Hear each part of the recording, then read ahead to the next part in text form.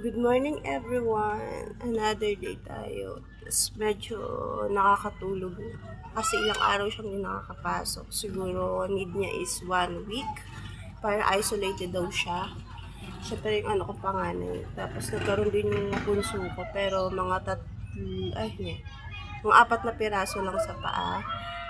Tapos ang ginawa ko, yung sabon tsaka cream na ginagamit ng panganay ko, yun lang pinapagamit ko sa kanya. At ako ng Diyos natutuyo siya.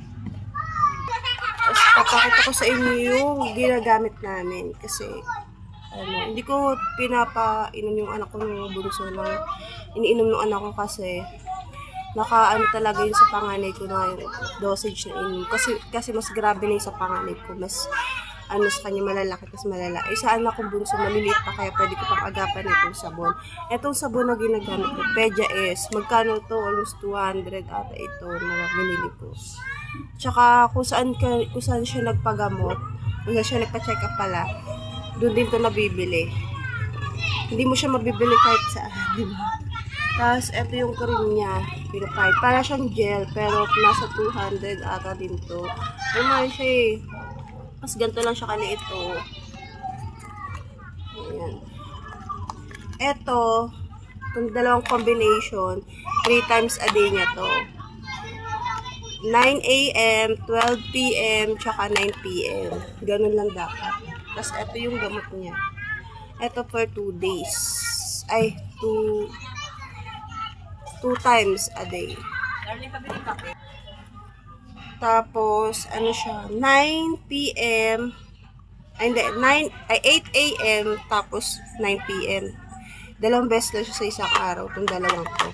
Pero yung dalawa, 3 beses isang araw. Awa ng Diyos, natutuyo yung iba niyang sugat. Tapos, yung iba, syempre hindi pa kasi nga, mga bagong tubo yun ng mga nakaraan. At hindi pa siya totally Tapos ang lalaki kasi nung iba, kaya matagal pa siya magaling. 7 days daw siyang isolated, hindi siya lalabas, bawal siya ma-expose. Tapos, we're using alcohol every time kasi syempre kailangan namin maging malinis, tapos malinis sa paligid. Sa school kasi nila maraming ginagawang building, maraming ginagawang room. Isa din yung room, yung building nila sa ginagawa, nire-renovate. Yung ilaw, yung room, pinipinturahan pa, may mga binawang pati CR ginagawa.